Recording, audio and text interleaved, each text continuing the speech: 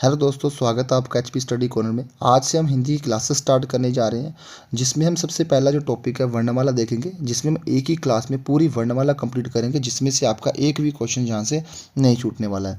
तो सबसे पहले हम जान लेते हैं कि वर्णमाला होती क्या है। तो वर्णमाला किसे कहते हैं, याद रखना आपने, वर्णों के व्यवस्थित समूह को ही क्या कहा जाता है, वर्णमाला कहा जाता है। अब देखते हैं, इसमें 2 पॉइंट आपने याद रखने हैं कि वर्ण और ध्वनि में क्या डिफरेंस होता है। तो वर्ण क्या होता है और ध्वनि क्या होती है। तो जो वर्ण होता है ये क्या होता है, याद रखना आपने, ध्वनि का लिखित रूप क्या कहलाता है, वर्ण कहलाता है। और दूसरा ध्वनि क्या होती है ये भी आपने याद रखना है। तो ध्वनि क्या होती है, ये वर्ण का कौन सा रूप होता है, वर्ण का उच्चारित रूप होता है। मतलब जब तक हम किसी ध्वनि को सिर्फ उच्चारित कर रहे हैं तब तक हम उसको क्या बोलेंगे, ध्वनि बोलेंगे। जब उस ध्वनि को हम लोग एक लिखित रूप दे देंगे उसी को हम क्या बोलते हैं, वर्ण बोलते हैं।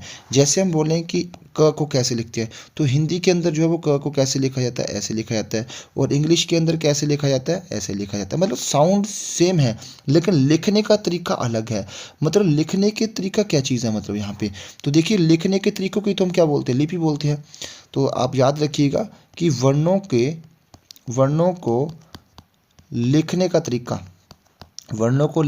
तरीका क्या कहलाता है, आपने याद रखना, उसको हम क्या बोलते हैं, लिपि बोलते हैं। आप देखिए कि हिंदी के अंदर क ध्वनि को अलग तरीके से लिखा जाता है और इंग्लिश के अंदर अलग तरीके से लिखा जाता है। मतलब हर भाषा के अंदर जो है अलग अलग तरीके से इसको लिखा जाता है। तो हम याद लेते हैं यहाँ पे कि जो हिंदी की लिपि है उसका नाम देवनागरी है, और जो हमारे पास दूसरी है कौन सी, इंग्लिश की, उसकी लिपि का नाम क्या होता है, रोमन लिपि होता है। तो अभी हमने देखा कि वर्ण क्या होता है और ध्वनि क्या होती है, और साथ में देखा कि वर्णमाला क्या होती है। अब हम जानते हैं आगे कि वर्णमाला के कितने भेद हैं, वो भी हम देख लेते हैं। तो उससे पहले हम थोड़ा सा और जान लेते हैं कि जो वर्ण की जो मुख्य परिभाषा वो क्या है। तो वर्णों की संख्या जान लीजिए पहले। तो वर्णों की जो संख्या वो कितनी है, 52 जो है इसकी संख्या मानी जाती है। अब देखिए, वर्ण उस मूल ध्वनि को कहते हैं। वर्ण क्या होता है, वह मूल ध्वनि होती है जिसके टुकड़े या खंड नहीं किए जा सकते हैं, या हम कह सकते हैं कि भाषा की सबसे छोटी इकाई ही क्या कहलाती है, वर्ण कहलाती है। अब वर्णों को भी 2 भागों में डिवाइड कर दिए गए, कौन कौन से, एक स्वर और दूसरे कौन से हैं, व्यंजन। एक कौन से है, स्वर, और दूसरे कौन से है, व्यंजन। तो स्वर क्या होते हैं पहले हम ये जान लेते हैं। तो देखिए, स्वर क्या होते हैं, जिन वर्णों का उच्चारण स्वतंत्र रूप से होता है और जो व्यंजनों के उच्चारण में भी सहायक हों, वे स्वर कहलाते हैं। मतलब स्वर देखिए, एक तो पहला क्या है कि जो स्वर होते हैं इनकी सहायता से ही व्यंजनों को भी बोला जाता है, उनका उच्चारण किया जाता है। और स्वर जो होते हैं ना, ये स्वतंत्र होते हैं। मतलब क्या है कि जिस तरीके से व्यंजनों को बोलने के लिए स्वरों की आवश्यकता होती है ना, वैसे ही स्वरों के उच्चारण के लिए दूसरे वर्णों की आवश्यकता नहीं होती है। स्वर खुद से बोले जाते हैं, स्वरों का उच्चारण स्वयं से होता है। इनके उच्चारण में दूसरे व्यंजनों की आवश्यकता नहीं होती है या दूसरे वर्णों की आवश्यकता नहीं होती है। लेकिन जो हमारे पास व्यंजन होते हैं ना, व्यंजनों का जो उच्चारण होता है वो अपने आप से नहीं हो सकता है। व्यंजन खुद में कैसे होते हैं, अधूरे होते हैं, इनका उच्चारण पूर्ण रूप से नहीं किया जा सकता है। अगर व्यंजनों का उच्चारण पूर्ण रूप से करना हो, मतलब जिन वर्णों के उच्चारण में या जिन वर्णों के पूर्ण उच्चारण के लिए हम स्वरों की सहायता लेते हैं, उसे ही हम बोलते हैं व्यंजन। कहा जा सकता है कि व्यंजन वह होते हैं जिनको स्वरों की सहायता से बोला जाता है, या हम कह सकते हैं कि स्वरों की सहायता से बोले जाने वाले वर्ण क्या कहलाते हैं, तो वो व्यंजन कहलाते हैं। अब इनकी संख्या जान लेते हैं। तो स्वरों की जो संख्या वो कुल कितनी है, अभी 11 है वर्तमान में, लेकिन पहले स्वरों की संख्या कितनी थी, तो 13 थी, जिसमें से अंग यानी कि अनुस्वार और आज यानी कि विसर्ग को निकाल करके किस श्रेणी में डाल दिया गया है, इन्हें अब अयोगवा के नाम से जाना जाता है। अब व्यंजनों की संख्या देख लेते हैं। तो व्यंजनों की संख्या जो उच्चारण के आधार पर कितनी है, 33 है। और व्यंजन जो है इनकी हम देखते आगे कौन कौन सी व्यंजन है हमारे। उससे पहले हम स्वरों को भी देखेंगे। एक बार हम जो है पूरा वर्णमाला को देख लेते हैं ताकि आपको समझ आ जाए कि किस तरीके से जो है वर्णमाला को सजाया गया है। तो हिंदी वर्णमाला में जो है इस तरीके से जो है लिखा जाता है। सबसे पहले हिंदी वर्णमाला में स्वरों को लिखा जाता है, जिसमें अ से लेकर के एक पैटर्न से औ तक लिखा जाता है, ठीक है। फिर उसके आगे जो है फिर फिर दोनों अयोगवा को लिखा जाता है, फिर उसके बाद व्यंजनों को लिखना स्टार्ट किया जाता है, जिसमें सबसे पहले व्यंजन कौन से लिखे जाते हैं? स्पर्श व्यंजन लिखे जाते हैं, जिनकी कुल संख्या कितनी है? 25 है। फिर स्पर्श व्यंजन भी कहाँ से कहाँ तक है? याद रखना, क से लेकर के म तक जो है वो कुल स्पर्श व्यंजन है, और इनको भी अलग अलग भाग में बांटा गया। हम बाद में देखेंगे कि क्वर्ग, च्वर्ग, टवर्ग और त्वर्ग और पवर्ग, ये जो चार इनके जो अलग अलग वर्ग है, इनके बारे में हम बाद में देखेंगे। अभी हम पहले समझेंगे कि इसका पैटर्न कैसा है। तो स्पर्श व्यंजन के बाद जो हमारे पास आते हैं वो कौन से आते हैं? अंतस्थ व्यंजन आते हैं, जिनकी संख्या कुल कितनी है? 4। कौन कौन से? य, र, ल, व। फिर उसके आगे आते हैं हमारे पास कौन से? ऊष्म व्यंजन। तो ऊष्म व्यंजन कौन कौन से हैं? इनकी संख्या भी आपको याद रखनी, 4 है। कौन कौन से है? श, श, स, ह। फिर उसके आगे आते हैं हमारे पास कौन से? संयुक्त व्यंजन। संयुक्त व्यंजनों की संख्या भी आपको याद रखनी कितनी होती है? 4 होती है। कौन सा सबसे पहले? सबसे पहला क्ष। क्ष किससे बना हुआ है? याद रखना आपने, क प्लस श से बना हुआ है। फिर दूसरा हमारे पास कौन सा है? त्र। तो त्र किससे बना हुआ है? त प्लस र से बना हुआ है। फिर आता है ज्ञ। ज्ञ किससे बना हुआ है? य प्लस न्य से बना हुआ है। फिर लास्ट में आता है श्र। श्र किससे बना हुआ है? श प्लस र से बना हुआ है। एक आपको याद रखना है कि हमेशा ये बात याद रखनी कि जैसे ये जो संयुक्त व्यंजन होते हैं ना, इसमें जो दूसरे वाला वर्ण होता है ना, ये पूरा होता है, लेकिन जो पहले वाला होता है ये आधा होता है। आधा मतलब जिसके नीचे, जिस व्यंजन के नीचे हलंत लगा होता है, हलंत लगा होता है, उसे हम क्या बोलते हैं? आधा व्यंजन बोलते हैं। मतलब कहने का यह है कि उस व्यंजन के अंदर स्वर नहीं जुड़ा होता है, वो बिना स्वर के होता है। अब देखिए आगे कौन सा आ गया हमारे पास? उत्क्षिप्त व्यंजन, या हम इसको द्विगुण व्यंजन के नाम से भी जानते हैं। कौन कौन से? आपको याद रखना है कि हिंदी वर्णमाला के अंदर कुल कितने उत्क्षिप्त व्यंजन या द्विगुण व्यंजन है? तो कौन से? अढ़ और अढ़। तो इनको भी कहाँ लिखा जाता है? इनको इनके साथ ही दिखा दिया जाता है, यहीं पे। यहाँ पे हमारा अढ़ और अढ़ दिखा हुआ है, तो इनको यहीं पे दिखाया जाता है। फिर आगत स्वर कौन से? इनको हिंदी वर्णमाला में नहीं दिखाया जाता है। और ना ही, एक बात याद रखना है कि इन चारों संयुक्त व्यंजनों में से जो श्र है ना, श्र को भी हिंदी वर्णमाला में कोई भी स्थान नहीं दिया गया है। ये भी आपको बात याद रखनी है। और दूसरी, जो आगत स्वर है और आगत व्यंजन है, इनको भी हिंदी वर्णमाला में अलग से स्थान नहीं दिया गया है। तो आपको बस याद रखना कि आगत स्वर कौन सा है इनमें से, तो याद रखना है। और आगत व्यंजनों की संख्या पूछी जाती है तो यहाँ पे ज़्यादा लिखे हुए, लेकिन जो मुख्य आगत व्यंजन है उनकी संख्या 2 ही मानी जाती है। कौन कौन सा? एक तो है ज और दूसरा कौन सा है? फ। और इनके नीचे जो बिंदी आती है ना, जो बिंदी आती है, इनको हम बोलते हैं नुक्ता चिन्ह। क्या बोलते हैं इनको? नुक्ता चिन्ह के नाम से जानते हैं, इनको नुक्ता बिंदी के नाम से भी जानते हैं। अब आगे देखते हैं स्वरों के बारे में। तो सबसे पहले हम स्वरों को कंप्लीट करेंगे, फिर हम चलेंगे व्यंजनों के ऊपर। तो सबसे पहले हम देखते हैं कि जो हमारे पास स्वर है उनके भेदों पे चलते हैं। तो सबसे पहले जो हमारा भेद होगा वो होगा उच्चारण के आधार पर, या फिर उच्चारण के समय, या फिर उच्चारण में समय की दृष्टि से स्वर के कितने भेद है, कि जो स्वर है उनके उच्चारण में कितना समय लग रहा है, उस हिसाब से जो है स्वरों के कितने भेद बताए गए हैं। तो याद रखना 3 भेद है। कौन कौन से है? सबसे पहला जो रहेगा हमारे पास कौन सा? ह्रस्व स्वर। ह्रस्व स्वर जो है हमारे पास वो क्या होते हैं?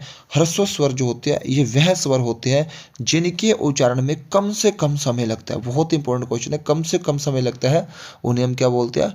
ह्रस्व स्वर बोलते हैं। इनका उच्चारण हम जल्दी से करते हैं, जैसे छोटा अ, छोटी, छोटा ऊ, इसको कैसे उच्चारित किया जाता है? अ, ई, उ और री। तो ये जो 4 हमारे पास ह्रस्व स्वर है, इनकी संख्या आपको याद रखनी है। इन चारों को हम मूल स्वर के नाम से भी जानते हैं। किस नाम से जानते हैं? इन्हीं को हम मूल स्वर भी कहते हैं, मतलब सबसे पहले आए हैं। फिर देखिए आगे दूसरा दीर्घ स्वर है। दीर्घ स्वर किसे कहते हैं? तो जिन स्वरों के उच्चारण में ह्रस्व स्वरों से, यानी कि जो ह्रस्व स्वर आपने पढ़े हैं 4, उनसे दुगना समय लगता है, उन्हें हम क्या बोलते हैं? दीर्घ स्वर बोलते हैं। और इनकी अगर संख्या की बात करें तो इनकी कुल संख्या कितनी है? 7 है। ठीक है। उसके आगे हम देखते हैं प्लुत स्वर। तो प्लुत स्वर कौन से होते हैं? जिन स्वरों के उच्चारण में दीर्घ स्वरों से भी ज़्यादा समय लगता है, मतलब इनके उच्चारण में ज़्यादा लंबा समय लगता है, उन्हें हम क्या बोलते हैं? प्लुत स्वर बोलते हैं। जो प्लुत स्वर होते हैं इनका प्रयोग आपको याद रखना है कहाँ कहाँ होता है। तो सबसे पहला याद रखना आपने कहाँ? कविता के संवादों में। कहाँ? कविता के संवादों में इसका प्रयोग होगा। दूसरा, यानी कि जो संगीत होता है वहाँ पे इसका प्रयोग होता है जब सुर वगैरह लगाते हैं। तीसरा, किसी को पुकारने में, तो पुकारने में किन स्वरों का प्रयोग होता है, तो याद रखना आपने प्लुत स्वरों का प्रयोग होता है। ठीक है, जब किसी को आवाज़ लगाते हैं तो उसको लंबे तरीके से बुलाया जाता है, एक लंबी आवाज़ देके बुलाया जाता है, तो उसी को हम बोलते हैं प्लुत स्वर। अब प्लुत स्वर से याद रखना आपने कि जैसे यहाँ पे लिखा है राम, ये नॉर्मल राम है। अगर इसको थोड़ा सा मैं प्लुत स्वर में चेंज करूँ तो यहाँ पे राम लिखूँ इसको मैं थोड़ा सा करके, तो यहाँ पे अब इसका उच्चारण कैसा होगा, राम। कहने का मतलब यह कि इस र के अंदर जो आपकी आ की मात्रा है, यानी कि आ स्वर है, आपको सिर्फ इसको लंबा खींचना होता है। र नहीं लगातार जाएगा, क्या जाएगा, आ की आवाज़ यहाँ पे क्या है, ये आ जो है ना, अब आ के बाद जैसे ही आपको ये निशान दिखे, इस निशान को जैसे ही इसके बाद दिखेगा तो यहाँ पे आ क्या हो जाएगा, हमारा प्लुत स्वर हो जाएगा। और इस निशान को क्या कहते हैं, दीर्घ सूचक। क्या कहते हैं, दीर्घ सूचक चिन्ह कहते हैं। आगे चलते हैं, थोड़ा और देखते हैं, तो आपको समझा गया होगा कि उच्चारण की दृष्टि से कितने हैं, यानी कि समय कितना लगता है उच्चारण के, उसके आधार पर 3 भेद माने जाते हैं। कौन से, ह्रस्व स्वर, दीर्घ स्वर और प्लुत स्वर। आगे चलते हैं, आगे हमारे पास कौन से हैं, अब हम देखेंगे जीभ के प्रयोग के आधार पर स्वर के कितने भेद हैं, ये देख लेते हैं। या फिर इसको बोलते हैं प्रयत्न के आधार पर स्वर के कितने भेद हैं। तो इसके भी कुल कितने भेद हैं, 3। कौन कौन से हैं, सबसे पहला है अग्र स्वर। कौन सा होता है, अग्र स्वर। सेकंड कौन सा होता है, मध्य स्वर। और थर्ड कौन सा हमारे पास, पश्च स्वर। पहले इनकी डेफिनेशन जान लेते हैं, फिर हम जानते हैं। सबसे पहला अग्र स्वर क्या होता है, जिनके उच्चारण में जीभ का अग्रभाग, यहाँ पे मैं बना के दिखाता हूँ आपको, यहाँ से आपको याद कैसे रखना होता है इसको। तो जिनके उच्चारण में जीभ का अग्रभाग प्रयोग होगा, कौन सा, अग्रभाग प्रयोग होगा, उससे हम कौन से स्वर बोलते हैं, उससे हम बोलते हैं अग्र स्वर। और जिनके उच्चारण में जीभ का मध्य भाग काम करता है, उससे हम क्या बोलते हैं, मध्य स्वर बोलते हैं। क्या बोलते हैं, मध्य स्वर बोलते हैं। और तीसरा हमारे पास आता कौन सा, पश्च स्वर। जिन स्वरों के उच्चारण में जीभ का पश्च भाग काम करता है उन्हें हम क्या बोलते हैं, पश्च स्वर बोलते हैं। तो यहाँ पे हमारे पास कौन से आएंगे, पश्च स्वर आएंगे। अब कौन कौन से है ये हमने याद रखने, कैसे रखने वो मैं आपको बताता हूँ। इनको याद रखने का तरीका कैसा होता है, आप सबसे पहले याद रखिए क्या भी मध्य में एक ही आता है, कौन सा, अ। अब इससे ही हम बनाएंगे कैसे, देखो। अब आपको मध्य में याद रखना, अगर हम चलें अगर पे, तो अगर में जो हमारा आएगा कौन सा आएगा, सबसे पहले आपने ई याद रखना, दोनों ई, छोटी बड़ी दोनों याद रख लो, कोई दिक्कत वाली बात नहीं है। और पश्च में आप चलिए तो यहाँ पे आपको छोटा ऊ और बड़ा ऊ याद रखना है। अब जिसमें आपको ऊ दिखाई दे वो आपका आएगा पश्च में, जिसमें आपको ई दिखाई दे वो कहाँ पे आएगा, आपका अग्रभाग में आएगा। तो आप यहाँ पे डायग्राम में देखिए जो मैंने बनाई है, ठीक है। अब देखिए मैं आपको बताता हूँ कैसे करना आपने याद। सबसे पहले मैं देखूँ ओ को, तो अगर ये वाला ओ है ना, ये देखिए किससे बना हुआ है, ये बना हुआ है अ प्लस ऊ से बना हुआ है। कहने का मतलब क्या है, जो ओ होता है ना ओ, इसके अंदर आपको अ प्लस ऊ दिखाई देता है। इसीलिए जिसमें आपको ऊ दिखाई दे वो आपका कौन सा होगा, पश्च होगा। अब आइए नीचे, यहाँ पे ई लिखा है, यहाँ पे देखिए मैं यहाँ पे ए की बात करता हूँ। ए जो है ये किससे बनता है, ये अ प्लस ई से बनता है। मतलब अ के अंदर जो है कौन कौन से 2 स्वर होते हैं, अ और ई। मतलब जिसके अंदर आपको ई दिखाई दे उसको आप कहाँ रख दो, सीधा ही उसको आप रख दो कहाँ पे, अग्र स्वर के अंदर। और जिसके अंदर आपको ऊ दिखाई दे वो आप कहाँ रख दो, वो आप रख दो पश्च स्वर के अंदर। तो एक आपका ये जो आगत स्वर है आपको ये भी कहाँ रखना होगा, ये भी आपको रखना होगा किसके अंदर, पश्च स्वर के अंदर रखना होगा। यहाँ भी ऐड कर देते हैं नीचे। तो आप देख लीजिए, सबसे पहले हमने अग्र स्वर में कौन कौन से पढ़े, जिसके अंदर ई होगा, छोटी ई, बड़ी ई, ए और ए। और दूसरा मध्य स्वर में हमने कौन से पढ़े, इसमें हमने सिर्फ ओनली एक पढ़ा, कौन सा, अ। और पश्च स्वर में हमारे पास कौन कौन से आए, यहाँ पे आप डायग्राम में भी देख लीजिए। इसमें सबसे पहले बड़ा आ, एक बड़ा भी आपको याद रखना यहाँ पे, और कौन सा हमारे पास ऊ, बड़ा ऊ, ओ और आओ। तो ये यहाँ पे आपने याद रखने हैं। आप इस डायग्राम के थ्रू याद रखिए कि बीच में अ को लिखिए, और जो आगे होगा मतलब अग्रभाग होगा जीभ का उसमें आप ई को रखिए, और जो भी ई से बने हुए हैं उनको आप कहाँ रख दो, सीधा आप अग्रभाग के अंदर रख दो। और जो पश्च भाग में आएंगे वो कौन से आएंगे, जो ऊ से बनते हैं। ये आपको याद रखना है कि जो ए होता है उसमें अ प्लस ई होती है, जो ओ होता है उसमें अ प्लस ऊ होता है। चलिए देखिए, अब हम देखते हैं समृद्ध और विवृत के बारे में जानते हैं। मैं इसको याद करने की आपको तरीका भी बताऊँगा कैसे इसको याद करते हैं। पहले हम इसको समझ लेते हैं, बाद में हम इसको बना के देख लेंगे। देखिए, समृद्ध जो होते हैं वो क्या होते हैं? समृद्ध स्वर वह स्वर होते हैं जिनके उच्चारण में मुख द्वार संकरा, कहने का मतलब समृद्ध का अर्थ क्या होता है? क्लोज। समृद्ध का अर्थ क्या होता है? क्लोज, यानी कि बंद। मतलब या आप कह सकते हो नैरो। जिनके ऐसे स्वर जिनके उच्चारण में मुख जो है पूरी तरह से बंद रहता है। जैसे आप देखिए हल्का सा खुला होगा नामात्र। जैसे आप ई को बोलते हैं या ऊ को बोलते हैं, उस समय आपका जो लिप्स होते हैं, जो मुख होते हैं, वो पूरी तरह से बंद होता है। देखिए इसके अंदर दो आते हैं, कौन सा? ई और बड़ी ई, और ऊ और ऊ। तो ये आपको चार देखने को मिलते हैं इसके अंदर। कौन कौन से? ई ऊ ऊ। तो ये जो चार हमारे पास स्वर हैं, ये ऐसे स्वर हैं जिनके उच्चारण में जो मुख होता है लगभग क्या होता है? बंद होता है। इसीलिए इसको किसके अंदर रखा जाता है? समृद्ध के अंदर रखा जाता है। समृद्ध का मतलब जिसके उच्चारण में मुख क्लोज रहता है, बंद रहता है। अब अर्ध समृद्ध क्या होता है? अर्ध समृद्ध वह स्वर होते हैं जिनके उच्चारण में मुख ना बंद से थोड़ा सा ज़्यादा खुला होगा, या फिर आधा बंद होगा। कितना? आधा बंद होगा। अब यहाँ पे डायग्राम में देख लेते हैं। जैसे मान लो यहाँ तक खुला होगा बस, ठीक है। तो इसमें हमारे पास कौन कौन से आते हैं? एक तो आता है हमारे पास ए, और दूसरा कौन सा आता है? ओ। कौन से आएंगे?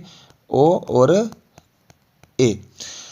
अब आगे चलिए, जिसमें छोटा ए और छोटा ओ आपने याद रखना है। फिर आता है विवृत। विवृत का अर्थ क्या होता है? विवृत का अर्थ होता है खुला। विवृत का अर्थ क्या होता है?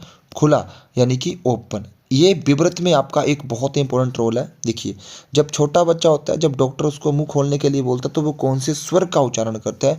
तो वो आ स्वर का उच्चारण करता है। मतलब आ स्वर एक ऐसा स्वर है जिसके उच्चारण में मुख पूरी तरह से खुला होता है। और मुख पूरी तरह से खुला होने का मतलब क्या होता है? कि मुख पूरी तरह से ओपन होता है। और आ स्वर को इसीलिए किस में रखा जाता है? विवृत के अंदर रखा जाता है। विवृत का अर्थ ही यही होता है कि पूरी तरह से खुला होना। तो आ जो होगा वो किसके अंदर आएगा? विवृत स्वर के अंदर आएगा। फिर आता है हमारे पास कौन सा? अर्ध विवृत। अर्ध विवृत स्वर के अंदर देखिए क्या होगा? अर्ध विवृत स्वर के उच्चारण में मुख द्वार जो होता है वो क्या होता है? देखिए, इसमें पूरी तरह से तो नहीं खुला होता है, लेकिन जो आपका अर्ध समृद्ध था ना, अर्ध समृद्ध जो सेकंड वाला है, इससे ज़्यादा खुला होता है। विवृत में तो देखो पूरा मुख खुला होगा, विवृत के अंदर तो मुख पूरी तरह से खुला होगा। ये आपको याद रखना है। विवृत के अंदर मुख जो होता है वो पूरी तरह से ऐसे खुला होता है। लेकिन जो अर्धविवृत होता है ना, इसके अंदर सेकंड वाला यानी कि जो अर्ध समृद्ध है उससे ज़्यादा खुला होता है। और दूसरा विवृत से क्या होता है? कम खुला होता है। तो विवृत में तो आपको याद हो गया होगा कि एक ही आएगा, जिसके आप डॉक्टर से याद रख सकते हो कि बच्चे को जब मुंह खोलने के लिए होता है तो किस स्वर का उच्चारण करता है? तो आ स्वर का ही उच्चारण करता है, क्योंकि उसी स्वर में जो है मुख पूरी तरह से खुलता है। अब अर्ध विवृत में आपने याद रखने कौन कौन से, जो आपको याद रखने, इसमें सबसे इंपॉर्टेंट कौन सा है? हमारा कौन सा है? दूसरा हमारे पास कौन सा है? बड़े ए और बड़ा ओ। और एक इसमें आपने याद रखना कौन सा? आगत स्वर भी आपको याद रखना है। ये किसके अंदर आते हैं? ये आते हैं हमारे अर्ध विवृत स्वर के अंदर। आप इनका उच्चारण करके प्रैक्टिस भी कर सकते हो, फिर भी आपको जो है आसानी से याद हो जाएंगे। तो आप सीधा सोचो ना, आपका ये तो समृद्ध वाला जो है आपका क्लियर हो गया, जिसमें मुख पूरी से बंद है, इसमें ई और ऊ को रखो। और जिसमें आपका मुख पूरी तरह से खुला होगा वो कौन सा है? आ। और आपका एक बड़ा ओ। बाकी जो बचेंगे वो आप अर्ध समृद्ध में रखो और अर्ध विवृत में रखो। अर्ध समृद्ध में छोटे वाले ए और छोटे वाला ओ आएगा, और अर्ध विवृत में कौन सा आएगा? आपका बड़ा ओ और बड़ा ए आएगा। और साथ में आप अ को भी रखो और आगत स्वर को भी रखो। तो ये हमारे पास हो जाते हैं कौन से? समृद्ध और विवृत स्वर। तो भेद जो आपने याद रखने होंगे, कितने भेद होते हैं इसके? 4। ये भी हमने देखी है। अब आगे देख लेते हैं इसके बारे में। और अब हमारे पास आता है ओष्ठ की स्थिति के आधार पर स्वर के भेद। तो ये काफ़ी इंपॉर्टेंट है। तो ओष्ठ की स्थिति के आधार पर जो है कितने होते हैं? 2 होते हैं। एक होता है वृत्तमुखी और एक होता है अवृत्तमुखी। मतलब जब आप देखो कि जो लिप्स होते हैं ना, लिप्स के पास बिल्कुल, जैसे मान लो ये लिप्स है, तो लिप्स के पास जो है यहाँ पे जो सेंटर में ये वाला जो एरिया यहाँ पे लिप्स का, यहाँ पे एक गोल सी एक डायग्राम बनती है। लिप्स में एक हल्की सी यहाँ पे ऐसे गोल सी डायग्राम बनती है, यानी कि आप किसका उच्चारण करते हो? जब ऊ का। देखिए आप याद रखिए, वृत्तमुखी का अर्थ क्या होता है? जब लिप्स क्या होंगे? वृत्त बनेंगे ऐसे बीच से, बिल्कुल।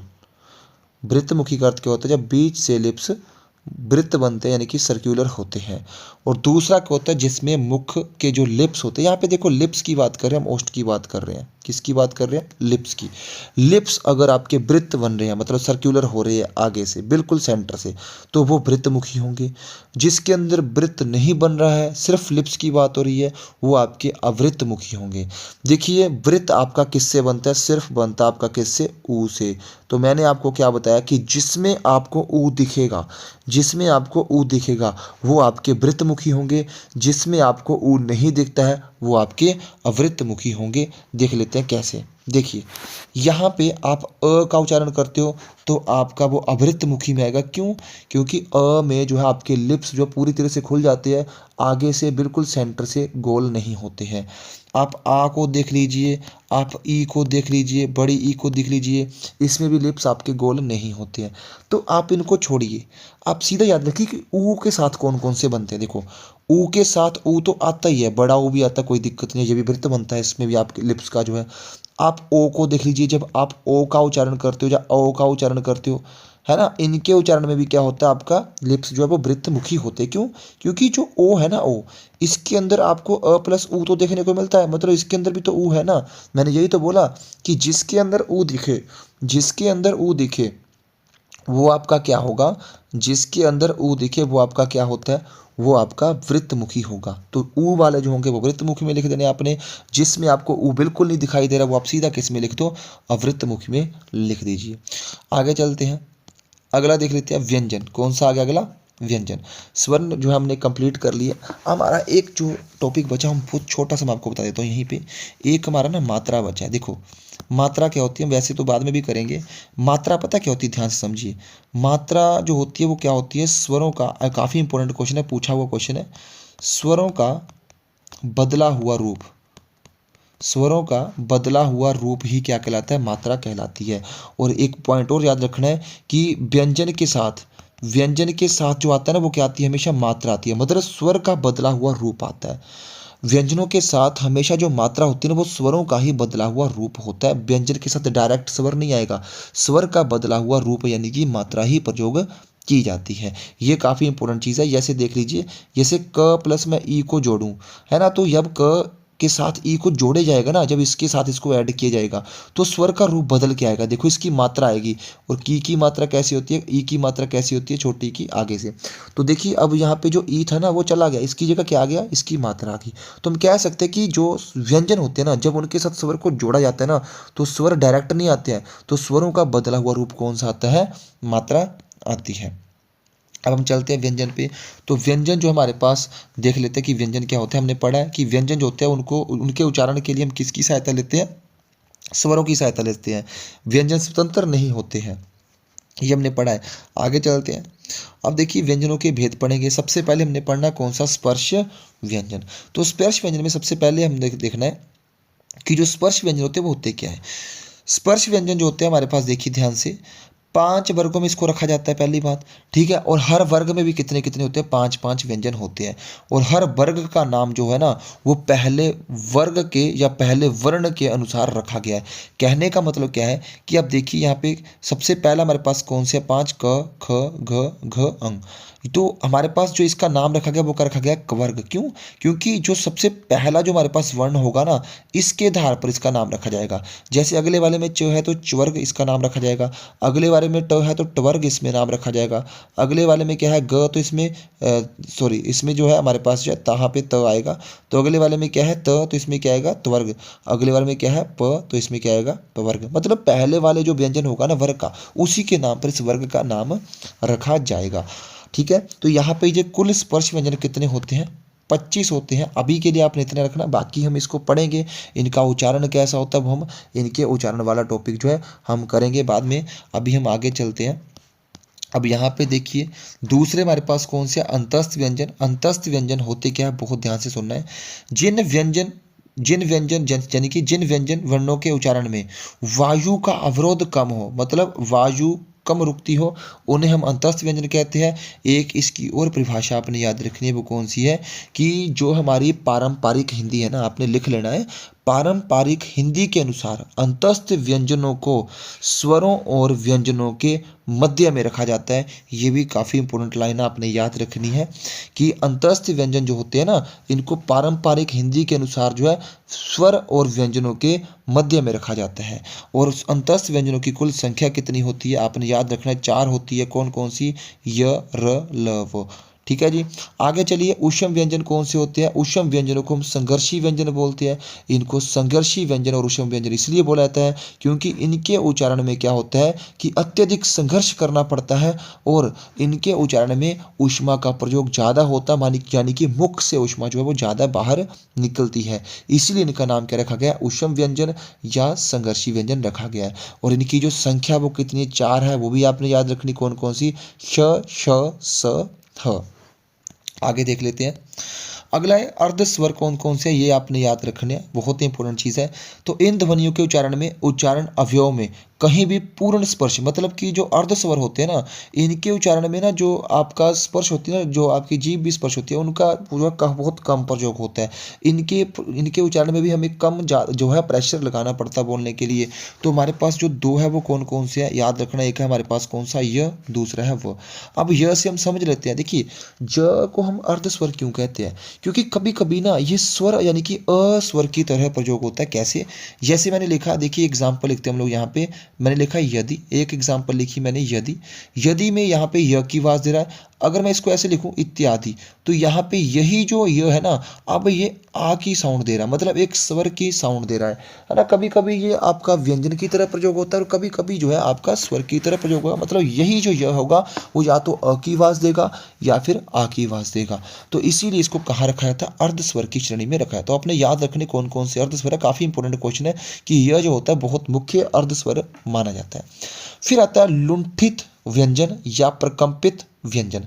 प्रकंपित का मतलब होता है कांपना, या लुंठित का मतलब होता है लुढ़कना। अब देखिए, ये ऐसे व्यंजन होते हैं ना जिनके उच्चारण में जो जीभ होती है वो लुढ़कती है, मतलब गोल होकर लुढ़कती है ना, या प्रकंपित होती है, या फिर 3 बार, कितनी बार?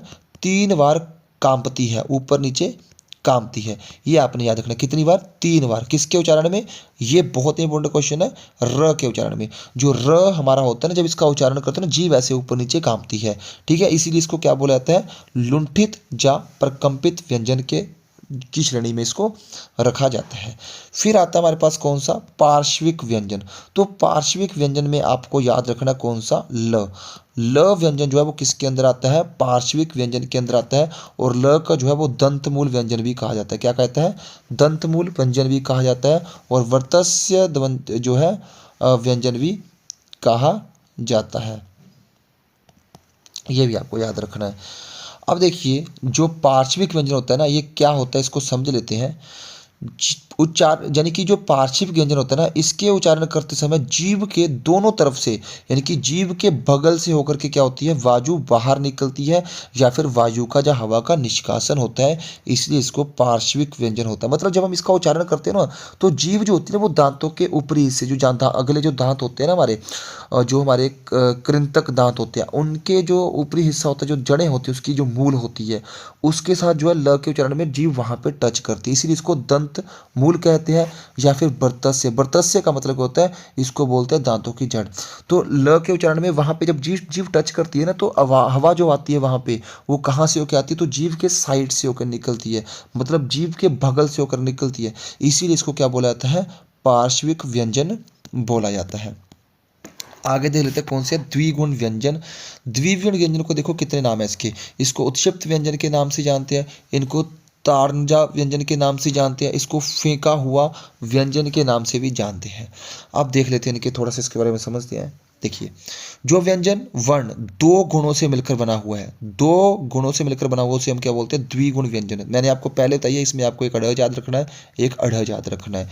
ठीक है, द्विगुण व्यंजन कब और कहाँ प्रयोग होते हैं, इस आधार पर इनके नाम अलग अलग रखे गए हैं। इनको उत्क्षिप्त व्यंजन या ताड़नजात व्यंजन कहते हैं, है ना। तो द्विगुण व्यंजन को जीवा के स्पर्श से मुंह तेजी से, यानी कि जब हम द्विगुण व्यंजन का उच्चारण करते हैं ना, तो इसमें ना एकदम से तेजी से हम जीभ को ऐसे फेंकते हैं आगे की ओर, है ना, हवा को एकदम से फेंकते हैं। इसीलिए इसको क्या बोलते हैं? फेंका हुआ व्यंजन के नाम से भी जानते हैं। ये भी आपको याद रखना है। अब इनका प्रयोग जो होता है ना, ये क्वेश्चन भी पूछा गया है कि जो द्विगुण व्यंजन होते हैं ना, इनका जो प्रयोग होता है ना, हमेशा हमेशा किसी भी शब्द के ना बीच में या अंत में आते हैं, यानी कि या तो बीच में आएंगे या तो अंत में आएंगे। इनसे यानी कि जो द्विगुण व्यंजन होते हैं ना, यानी कि ढ़ और ढ़, इनसे कोई भी हमारे हिंदी का शब्द स्टार्ट नहीं होता या शुरू नहीं होता है। या तो आपको बीच में दिखेंगे या आपको लास्ट में दिखेंगे, ये आपने याद रखना है। अब देखिए द्वित्व व्यंजन क्या होता है, ये भी आपको याद रखना है, पेपर में क्वेश्चन पूछा जाता है। जब किसी भी शब्द में एक ही व्यंजन, जब किसी भी शब्द में एक ही व्यंजन मतलब सेम व्यंजन होंगे, दो बार आए, लेकिन दोनों जो व्यंजन होंगे ना, उसमें आपको याद रखना है, उसमें जो पहले वाला होगा ना वो आधा होगा और दूसरे वाला क्या होगा, पूरा होगा, मतलब स्वर के साथ होगा, तब उस वर्ण को क्या बोलते हैं, द्वित्व व्यंजन बोलते हैं। जैसे आप देखिए यहाँ पे पत्ता में देखिए दो बार तो आया ना, तो यहाँ पे दोनों सेम है और एक आधा एक पूरा, तो ये क्या हो गया, द्वित्व व्यंजन। यहाँ पे बच्चा में देख लीजिए, कुत्ता में देख लीजिए, बिल्ली में देखिए दो बार ल आया है, तो ये भी क्या है, द्वित्व व्यंजन है। आपको किसी भी शब्द के अंदर आपको अगर ये दिखे ना, इसका मतलब उस शब्द के अंदर द्वित्व व्यंजन का प्रयोग हुआ है। जैसे इन सभी एग्जाम्पल जो आपको दिख रही है उदाहरणें, इन सभी के अंदर जो है द्वित्व व्यंजन का प्रयोग हुआ है। यहाँ पे डबल डबल क आ जाए, ऐसे ना पक्का, जैसे पक्का लिख लीजिए आप, तो पक्का में क्या होता है, डबल का आता है ना, ऐसे ये आपको याद रखना है। आगे देखते हैं। अब हम देखते हैं व्यंजन के भेद, देखते हैं किसके आधार पर, तो सबसे पहले प्राण के आधार पर। देखिए प्राण के आधार पर अगर हम व्यंजन की बात करें, तो प्राण का अर्थ होता है हवा। प्राण का अर्थ क्या होता है, हवा। ठीक है, हवा कितनी निकलती है उस आधार पर जो इसके ऊपर डिसाइड किया जाता है। तो प्राण के आधार पर व्यंजन के ना दो भेद माने जाते हैं। कौन कौन से, एक तो होते हैं अल्प प्राण और दूसरे कौन से होते हैं, महाप्राण। कौन से, अल्प प्राण और दूसरे महाप्राण। अल्प प्राण क्या होते हैं, जिन वर्णों के उच्चारण में हवा या श्वास, वायु कम मात्रा में बाहर निकलती है, उन्हें हम अल्प प्राण कहते हैं। दूसरे शब्दों में कह सकते हैं ना कि जिन ध्वनियों के उच्चारण में हकार की ध्वनि उत्पन्न नहीं होती है ना, सुनाई नहीं पड़ती, हवा बाहर नहीं निकलती है, उससे हम अल्प प्राण कहते हैं। ठीक है, अल्प प्राण के अंदर कौन कौन से आते हैं ये आपको रखना है। जितने भी आपके अंतस्थ व्यंजन है ना, य र ल व, ये आपको याद रखना है। ये अंतस्थ व्यंजन जो है किसके अंदर आते हैं, आपके अल्प प्राण के अंदर आते हैं। और सभी स्वर यानी कि अ से लेकर के जितने भी ओ तक जो स्वर है ना, ये सारे किसके अंदर आते हैं, याद रखना, सभी स्वर क्या कहलाते हैं, सभी स्वर आपके अल्प प्राण कहलाते हैं। ये भी आपको याद रखना, सभी स्वर क्या होते हैं, अल्प प्राण होते हैं। और सभी स्वर के बारे में एक आपको याद रखनी कि सभी स्वर क्या होते हैं, सघोष होते हैं। सभी स्वर अल्प प्राण होते हैं, साथ में क्या होते हैं, सघोष होते हैं। और देखिए यहाँ पे अल्प प्राण के अंदर ना स्पर्श व्यंजन जो है कौन कौन से होते हैं, पहला, दूसरा और तीसरा वर्ग, इसको हम समझेंगे आगे, है ना। फिर देखिए आगे कौन सा है, महाप्राण।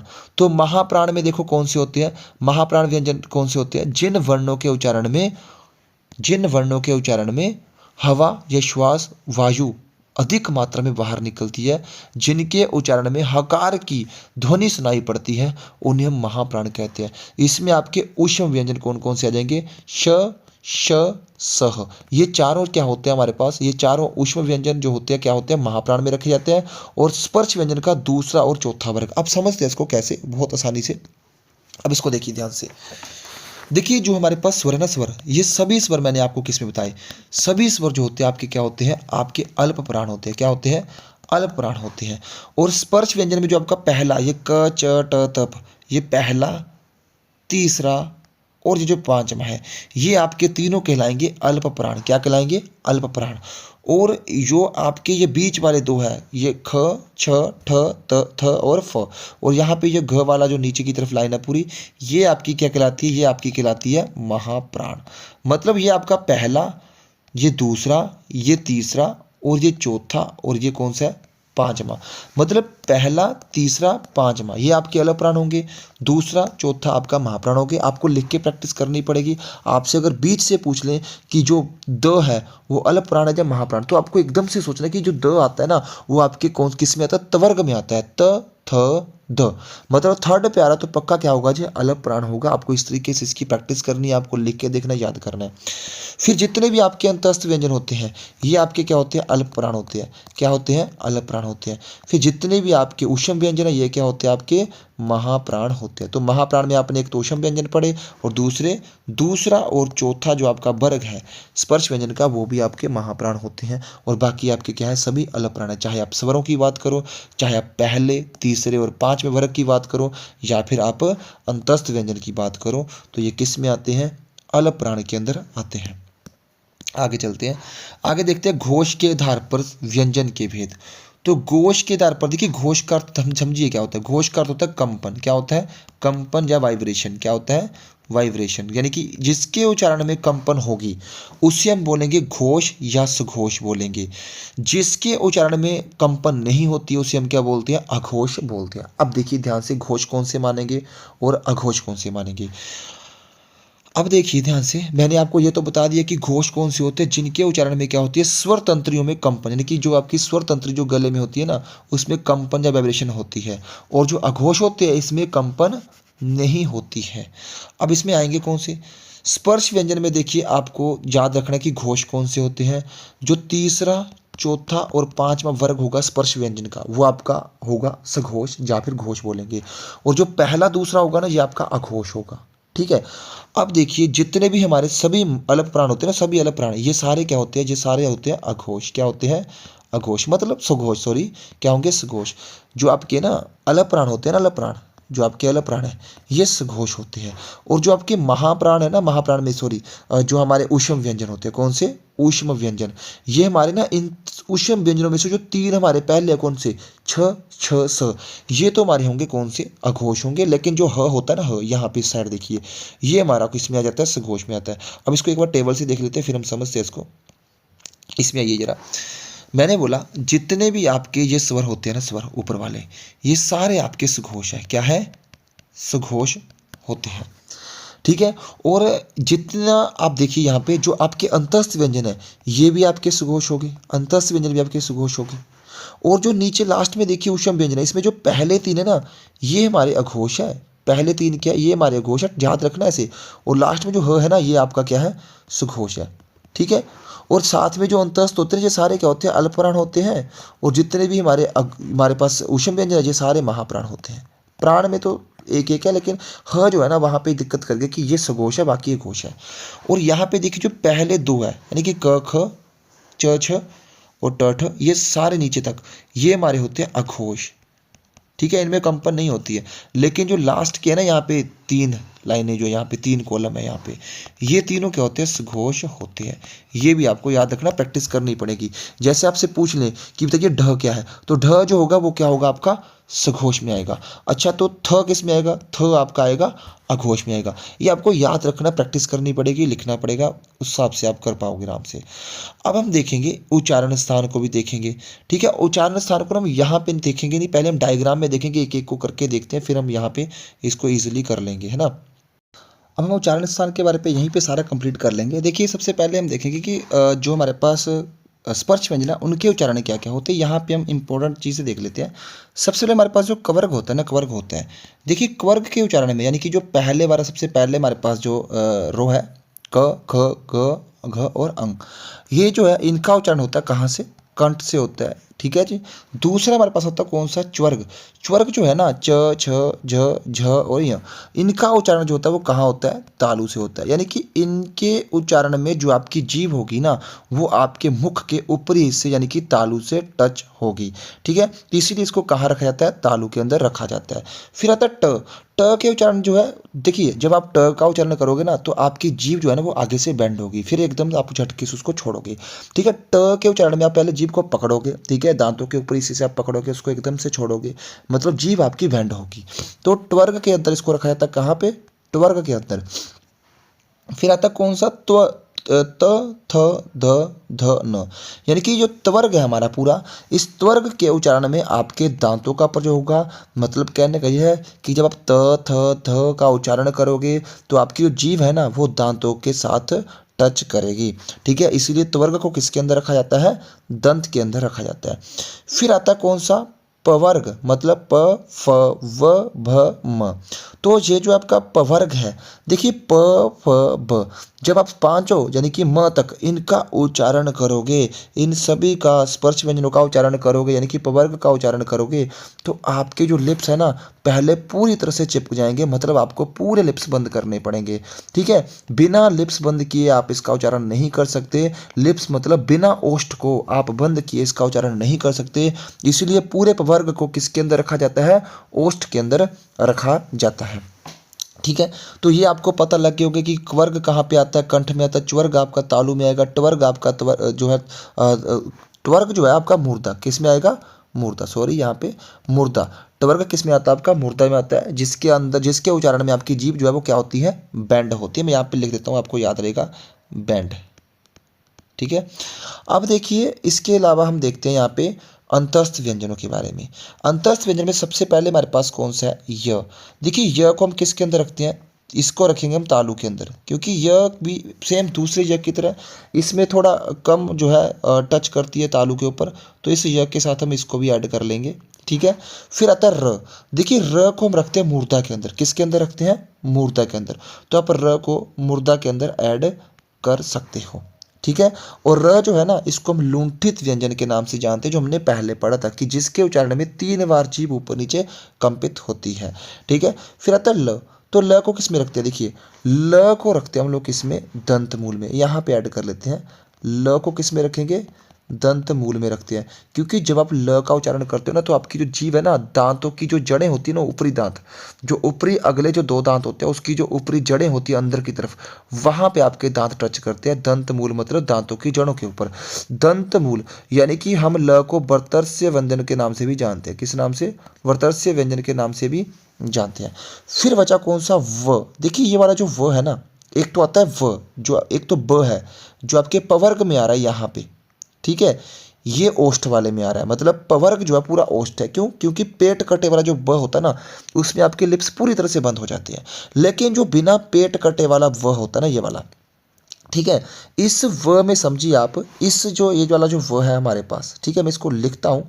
ये जो व है ना, ध्यान से समझिए, इसमें आपके लिप्स पूरी तरह से बंद नहीं होते हैं। आपका जब आप इसका उच्चारण करते हो ना, तो आपके जो ऊपरी दांत होते हैं, कौन से? आपके ऊपरी दांत जो होते हैं ना, वो आपके नीचे वाले ओष्ठ के साथ टच करते हैं। इसीलिए जो व होता है ना, व, इसको किस में रखा जाता है? इसको रखा जाता है किस में? दंत प्लस ओष्ठ, यानी कि दंतोष्ठ के अंदर रखा जाता है। ये आपको एक याद रखना है। ठीक है, तो व किस में आता है? आपका दंतोष्ठ के अंदर आता है। और दूसरा पेट कटे वाला व किस में आएगा? आपका ओष्ठ के अंदर आता है। ठीक है, ये हमने पढ़े अंतस्थ व्यंजनों के उच्चारण स्थान, और हमने इसको सेट भी किया है। आगे देखिए श। तो ये जो श है ना, शलगम वाला, इसको भी हम किस में रखेंगे? यहीं पे तालु के अंदर रख देंगे, दूसरे वाले छ छतरी वाले के साथ में ही। ठीक है, यानी कि ये भी तालु के अंदर आता है, लेकिन जो छतरी वाला छ है ना, इसमें पूरी जीभ तालु के साथ टच होती है, लेकिन जो ऊष्म संघर्षी वाला छ है, इसमें पूरी तरह से टच नहीं होती है। ठीक है, आगे आइए। आगे हमारे पास कौन सा? षटकोण वाला छ है ना, ये कहाँ आता है? ये आपका आता है मूर्धा के अंदर। मैं यहाँ पे इसको मूर्धा के अंदर टच जो है सेट कर रहा हूँ, ये मूर्धा के अंदर आता है आपका। ठीक है, फिर आता है स। स भी आपका कहाँ आता है? दंत मूल के अंदर आता है। आप यहीं पे ल के साथ इसको ऐड कर लो, जहाँ पे नीचे हमने लिखा है। स कहाँ आता है? आपका दंत मूल के साथ आएगा और वर्तस्य के अंदर आएगा, क्योंकि स के उच्चारण में भी आपकी जीभ जो वो दांतों के साथ टच में लगती होती है। ठीक है, फिर आता ह। लास्ट में देखिए ह। ह को ना एक अपना याद रखिए, इसको स्वर तंत्रीय व्यंजन भी कहते हैं। क्या कहते हैं? इसको हम स्वर तंत्रीय व्यंजन के नाम से भी जानते हैं। याद रखना ह को। और ह की आवाज जो आती है वो कहाँ से आती है? कंठ से आती है। इसलिए ह को कहाँ रखा जाता है? कंठ के अंदर रखा जाता है। आप इस क वर्ग में आप इसको ऐड कर सकते हो कंठ में। ठीक है, ह को। देखिए, अब देखिए आगे जो हमारे पास अ है ना, स्वरों को देखते हैं पहले ना। अब जो अ है ना हमारे पास, दोनों अ है, ये आते हैं कंठ में। किस में आते हैं? कंठ में। और दोनों जो ई है ना, ये आती है किस में? आपकी तालु में। क्योंकि जब आप अ का उच्चारण करते हो तो आपकी सिर्फ कंठ से आवाज आती है। ठीक है, कंठ से आवाज आती है। और जब आप ई का उच्चारण करते हो ना, तो आपकी जीभ ना हाफ हाफ मतलब आधी सेंटर से उठ के कहाँ टच होती है? आपके तालु में टच होती है, हल्की सी। इसलिए ई को तालु में रखा जाता है। फिर आते हैं दोनों ऊ। दोनों ऊ के उच्चारण के लिए आपको जो लिप्स होते हैं, यानी कि जो दोनों ओष्ठ होते हैं, उनको वृत्त करना पड़ता है, उनको गोल करना पड़ता है आगे से। यानी कि बिना लिप्स को गोल किए आप ऊ नहीं बोल सकते। ठीक है, तो ऊ किस में आ गए? ओष्ठ में। और जो री आता है ना, री, री आपका आता किसके अंदर? याद रखना आपने, मूर्धा के अंदर आता है। जब हम स्वरों को कर रहे हैं, अभी हमने पहले वो सारे हमने कंप्लीट किए हैं कि कौन सा किसके अंदर आता है। फिर हमारे जो दोनों ए आते हैं ना, ना ये वाले, इन दोनों ए के अंदर हमें मिलता है क्या देखने को, अ प्लस ई देखने को मिलती है। ठीक है, अ प्लस ई का मतलब क्या है, जो अ है ना, अ है, इसके अंदर तो होता है कंठ, और जो ई है ना इसमें होता है, आपको पता ही है क्या होता है, तालु। ठीक है, तो हम कह सकते हैं क्या कि जो दोनों ए और ए है ना, ये दोनों किसके अंदर आते हैं, आपके कंठ प्लस तालु यानी कि कंठ तालव्य, या फिर किसके अंदर आते हैं, कंठ तालु के अंदर आते हैं। ठीक है, फिर बचे हमारे कौन से लास्ट में, ओ और आओ। देखिए ये दोनों बने हैं किससे, अ प्लस ऊ से बने हुए हैं। ठीक है, ऐसे ही जैसे हमने पढ़ा ना अ प्लस ई कंठ प्लस तालु, ऐसे ही अब देखना ये कैसे बनेंगे। अ का होगा कंठ, थोड़ा छोटा लिखने में हो रहा है, कोई दिक्कत नहीं, आप समझ आना। अ का होगा कंठ और ऊ का क्या होगा, ओष्ठ। ठीक है, तो मतलब जो आपके दोनों ओ है ना, ये किस में आएंगे, आपके कंठ प्लस ओष्ठ, यानी कि दोनों ओ किस में आते हैं, आपके कंठ प्लस ओष्ठ, मतलब कंठोष्ठ के अंदर आते हैं। ठीक है, ये भी आपको याद रखना है। ठीक है, हमने सारे बना के देखे हैं, इनका उच्चारण कैसे होता है वो आपको याद रखना पड़ेगा। आप इनकी प्रैक्टिस कीजिएगा कैसे कैसे इनका उच्चारण किया जाता है। ठीक है, अब हम देखते हैं ये जो लास्ट में हमारे पास है ना, लास्ट में ये, ठीक है, मतलब वर्ग का पंचम वर्ण, चवर्ग का पंचम वर्ण, टवर्ग का, तवर्ग का, पवर्ग का, इनको हम किस नाम से जानते हैं, इनको हम देखिए, इनको हम अनुनासिकीय व्यंजन कहते हैं, क्या कहते हैं, इनको हम अनुनासिक कहते हैं। इन्हीं को हम नासिकीय व्यंजन कहते हैं, क्या कहते हैं, नासिकीय व्यंजन। और इन्हीं को हम बोलते हैं क्या, पंचम वर्ण के नाम से भी जाना जाता है।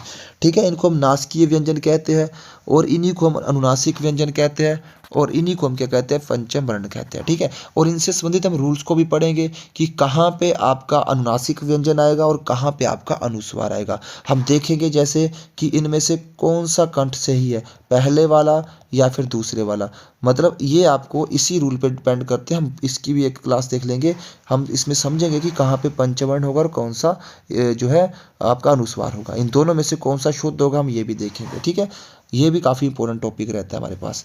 ठीक है, तो अभी हमने आज देखिए इस पूरी वर्णमाला को यहाँ पे कंप्लीट किया, हमने इनके प्रकार पढ़े हैं, स्वरों के प्रकार पढ़े हैं, व्यंजनों के प्रकार पढ़े हैं। ठीक है, तो और उच्चारण स्थानों को भी हमने एक एक शब्द को, यानी कि एक एक वर्ण को हमने अलग अलग तरीके से उसको पढ़ा है कि कौन सा किसके अंदर आता है। ठीक है, अगर आपको वीडियो अच्छी लगी तो वीडियो को शेयर करना, और वीडियो को लाइक करना, और चैनल को सब्सक्राइब करना, और वीडियो को ज़्यादा से ज़्यादा शेयर करना।